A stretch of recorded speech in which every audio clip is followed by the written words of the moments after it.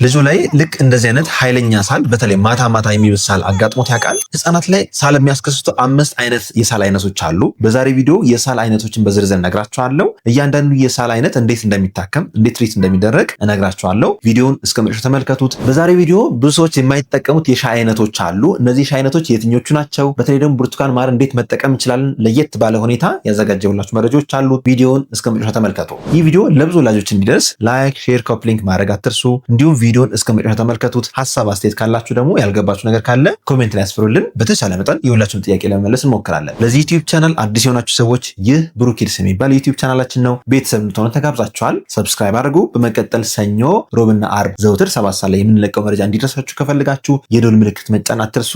የዩቲዩብ ኖቲፊኬሽናችንን ኦን ማድረግ አትርሱ።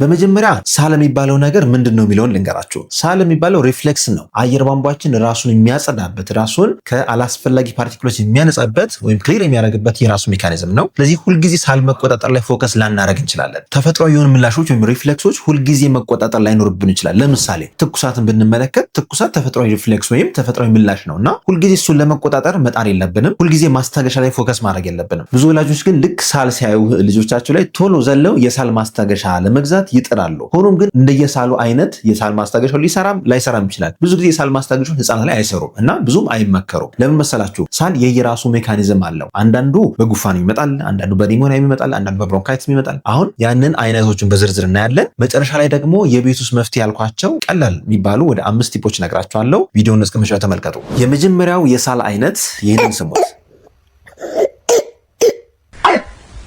ይሄ ባርኪንግ ታይፕ ኦፍ ካፍ ይባላል። ወይም ለየት ያለ ኃይለኛ ድምፅ ይኖረዋል። ልክ እንደ ውሻ የሚስል አይነት ነገር ወይም ውሻ የባርክ እንደማድረግ አይነት ድምፅ ሊኖረው ይችላል። ይህ የሚከሰተው ክሩፕ የሚባለው ኬዝ ላይ ሲሆን ክሩፕ 2 አይነት አለ። ስፓዝሞዲክ ክሩፕ አለ፣ ቫይራል ክሩፕ አለ። ያ ማለት በቫይረስ ኢንፌክሽን ምክንያት የሚመጣ አለ። ሁለተኛው ደግሞ ስፓዝሞዲክ ክሩፕ የሚባል አለ። ይህ ማለት ሌሊት ድንገት ቀስቅሷቸው ይነሳና ያሉ የሚተነፍስ ድምፅ ይኖራቸዋል። አት ዘ ሴም ታይም ልክ ይሄ ሰማችሁ አይነት ሳል ሊኖራቸው ይችላል። ይሄ የሚለው ድምፅ ስትራይደር ይባላል። ሳሉ ደግሞ ባርኪንግ ካፍ ይባላል። ብዙ ጊዜ የሚያጋጥመን የላይኛው የአየር ቧንቧ ሲቆጣና ሲጠብ ነው። ለዚህ ህክምናው ደግሞ ሽሮፖች አይደለም፣ የሚነፋ መድኃኒት አለ፣ መርፌ የሚሰጥ አለ። ይህ ግዴታ እንደዚህ ምልክት ካያችሁ ሐኪም ጋር ቀርባችሁ ማሳከም ይኖርባችኋል። በሳል ማስታገሽ እንደዚህ ነገሮችን ማስታገስ አትችሉ። ሁለተኛው ደግሞ ስታካቶ ካፍ ይባላል። ይህን ድምፅ ስሙት፣ ስታካቶ ካፍ ይባላል። እንደዚህ አይነት ሳሎች ብዙ ጊዜ ወደ ትውከት የመምራት ባህሪ ያላቸው ወይም ቃቅታን የማስከሰት ባህሪ ያላቸው። እንደዚህ አይነት ሳል ከብዙ ነገሮች ሊከሰት ይችላል። በተለይ ደግሞ ስታካቶ ካፍ ቲፒካል የሚባለው ክላማይዲያ እና ማይኮፕላዝማ የሚባሉ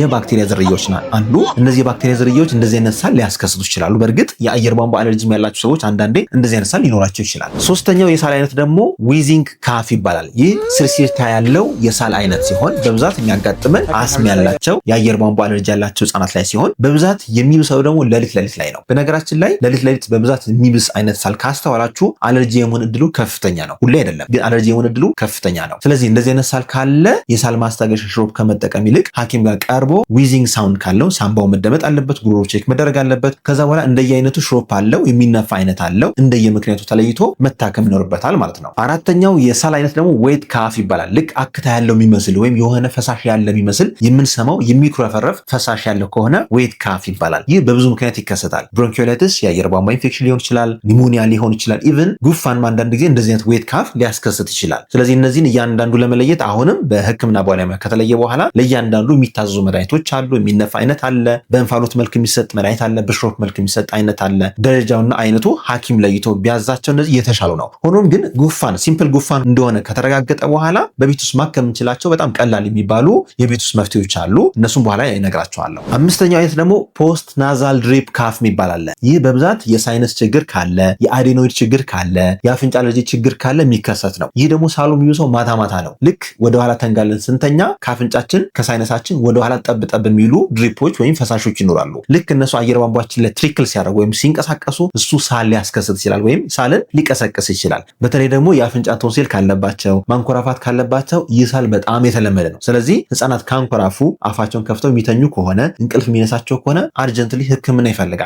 ለምሳላችሁ ማንኮራፋት ሳናክሙ ረጅም ጊዜ የሚቆይ ከሆነ አንደኛ የሳምባና የልብ ችግር ያመጣል። ሁለተኛ ፊታቸው ሼፑን እየቀየረ ይሄዳል። ሶስተኛ የባህሪ ችግር ያስከስትባቸዋል። ቀን ቀን በጣም ቅብዝብዝ ሃይፐር አክቲቭ እና የማይረጋጉ ሊሆኑ ይችላል። በትምህርታቸውም እየደከሙ ሊሄዱ ይችላሉ። ስለዚህ ሳልና ማንኮራፋት ማታ ማታ የሚገን ከሆነ ህክምና ይፈልጋል። ወደ መፍትሄዎቹ ከመሄዳችን በፊት ብሩኪድስ ልዩ የህፃናትና ታዳጊዎች ክሊኒክ ከአስም ከአለርጂ ጋር በተገናኘ ምርመራ ማድረግ ከፈለጋችሁ በተለይ ሳል ለሚያስቸግራቸው ህፃናት ምርመራ ማድረግ ከፈለጋችሁ እንደምታዩት አልትራሳውንድም አለን፣ የላቦራቶሪ አድቫንስ ነው የላቦራቶሪ ያለን። ምርመራ ህክምና ከፈለጋችሁ ከታች ባሉ ስልኮች ደውላችሁ በአካል መምጣትና ምርመራ ማድረግ ትችላላችሁ። ስለዚህ አሁን ወደ መፍትሄዎቹ እንሂድ። መፍትሄዎቹ ምንድናቸው? ወይም ቤት ውስጥ ማድረግ የምንችላቸው ወይም በጣም ቀላል የሚባሉ 5 መፍትሄዎች አሉ። የመጀመሪያው መፍትሄ ማርን መጠቀም ነው። ማር ስንጠቀም እንደየእድሜያቸው ይወሰናል። ለምሳሌ ከ1 ዓመት በታች ምንም አይነት ማር መስጠት የለብንም፣ አይፈቀድም። የማር አጠቃቀማችን እንዳልኳቸው እንደየእድሜያቸው ይለያያል። እድሜያቸው ከ1 ዓመት ተኩል እስከ 3 ዓመት ከሆኑ 2.5 ኤምኤል በቂ ነው። ያ ማለት የአንድ የሻይ ማንኪያ ግማሽ ማለት ነው። እድሜያቸው ከ2 ዓመት ከ3 ዓመት ጀምሮ እስከ 5 ዓመት ያሉ ህጻናት ደግሞ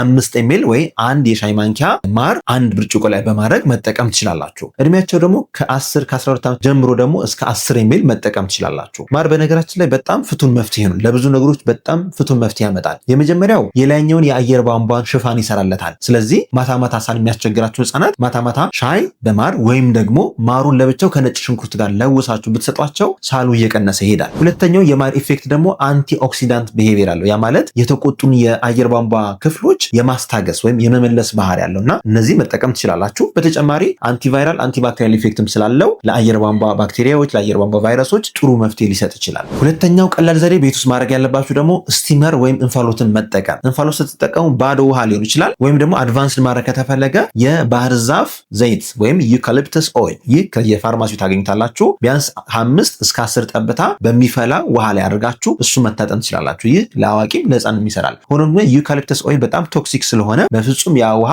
ወደ አፋቸው መግባት የለበትም። በዋነኝነት እንፋሎቱን ለማጠን በጣም ይመቻል። ከዛ በተጨማሪ ደግሞ ጨው በውሃ ወይም ሎሚ ወይም ደግሞ ዝንጅብል አድርጋችሁ ብትታጠኑት የአየር ቧንቧቸው የተቆጣውን የአየር ቧንቧ የተቆጣውን ጉሮሯቸውን ካልም ያደርጋል። ስለዚህ ሳሉም እየቀነሰ ይሄዳል ማለት ነው። አራተኛው መፍትሄ ደግሞ አፍንጫቸው አብሮ ለታፈነ ህፃናት ጨው በውሃ ጠብታ ማድረግ። ጨቅላ ህፃናት ከሆኑ በተለይ ከ6 ወር በታች ከሆኑ ጨው በውሃ መጠቀም ትችላላችሁ። የእናት ጡት ወተትንም ጠብታ 3 እስከ 4 ጠብታ አፍንጫቸው ውስጥ በማድረግ አፍንጫቸው እንዲርስ ማድረግ ትችላላችሁ። ለመሰላችሁ አፍንጫቸው የሚታፈን ከሆነ መተንፈስ አይችሉም። ህፃናት ከ12 ወር በታች ከሆኑ ኦብሊጌት ናዛል ብሪዘር ናቸው። ያ ማለት ለመተንፈስ የሚጠቀሙት አፍንጫቸውን ብቻ ነው። ሌላ መፍትሄ ያለ አይመስላቸውም። ስለዚህ በጣም ይቸገራሉ፣ በጣም ያስላሉ። ያን ለመቀነስ አፍንጫቸውን ዲኮንጀስት ማድረግ ወይም ማጽዳት ያስፈልጋል። ለዛ ደግሞ ጨው በውሃም ጠብታ መጠቀም ትችላላችሁ። ወይ ጨው በውሃ ስፕሬዎች አሉ ፋርማሲ ላይ የሚሸጡ እነሱ መጠቀም ትችላላችሁ። ወይም ደግሞ የእናት ጡት ወተትን እንደ አማራጭ መጠቀም ትችላላችሁ። አራተኛው የምነግራችሁ ደግሞ ብዙ ሰዎች የማይጠቀሙት ነው። በጣም ቀላል ነገር ነው የምነግራችሁ። ብርቱካን፣ ማርና ጨው። ብርቱካን የምትጠቀሙት አንድ ብርቱካን ነው። ማር ደግሞ እንዳልኳችሁ እንደየእድሜያችሁ ይለያያል። ቅድም እንደነገርኳችሁ እንደየእድሜያችሁ ይለያያል። ግን በአማካኝ 5 ኤምኤል መጠቀም ትችላላችሁ። እሱ ላይ ትንሽ ጨው ታደርጉና በሻይ መልክ በውሃ አድርጋችሁ ትበጠብጡታላችሁ። ስለዚህ ማር፣ ብርቱካን ጭማቂ እንዲሁም ትንሽ ጨው በማድረግ ይህንን በቀን ውስጥ ቢያንስ 3-4 እንዲጠጡት ማድረግ። ሲጠጡ ግን በአንዴ ጭልጥ ሳይሆን ለምሳሌ በማንኪያ ደረጃ በሾርባ ማንኪያ 3-4 ሾርባ ማንኪያ ትወስዱና እረፍት ሰጥታችሁ ከ2 ሰዓት በኋላ ደግሞ አሁንም 2-3 ሾርባ ማንኪያ አሁንም ከ2 ሰዓት በኋላ እያደረጋችሁ ከፋፍላችሁ ብትሰጧቸው የተቆጣውን አየር ቧንቧ በጣም በከፍተኛ መጠን ይቀንስላቸዋል። አምስተኛውና ብዙ ሰው ደግሞ የሚጠቀምበት ቀላል ነገር ምንድነው? የሻይ አይነቶችን በደንብ መጠቀም። ከሻይ አይነቶች ቀይ ሻይ ብዙ አይመከርም። ከዛ ይልቅ የዝንጅብል ሻይ መጠቀም ትችላላችሁ። ግሪን ቲ ወይም አረንጓዴ ሻይ መጠቀም ትችላላችሁ። የክሎቭ ሻይ ወይም የቅርንፉድ ሻይ እንደ አማራጭ መጠቀም ትችላላችሁ። ስለዚህ እነዚህን በአማራጭነት ሻይ ወይም ለብ ያሉ ነገሮችን ቶሎ ቶሎ በመስጠት የአየር ቧንቧቸውን ካልም ማድረግ ትችላላችሁ። ሳሉንም በደንብ መቆጣጠር ትችላላችሁ ማለት ነው። እነዚህ መፍትሄዎች ሁላችሁም ተጠቅሙት። ለውጡም በትክክል በ3-4 ቀን ውስጥ የምታዩት ይሆናል። በእነዚህ ግን አጥጋቢ ለውጥ ከሌለው ግዴታ ህክምና ምርመራ ይፈልጋል ማለት ነው። ለዛሬ ያለኝ መረጃ ይህን ይመስላል። መረጃውን ከወደዳችሁት ላይክ አድርጉ። ሀሳብ አስተያየት ካላችሁ ወይም ያልገባችሁ ነገር ካለ ኮሜንት ላይ ስፍሩልን። ቤተሰብ እንድትሆኑ ተጋብዛችኋል። ዶክተር ፋሲል ነኝ፣ የህፃናት ስፔሻሊስት ሐኪም ከብሩኪድስ ልዩ የህፃናትና ታዳጊዎች ክሊኒክ። መልካም ጊዜ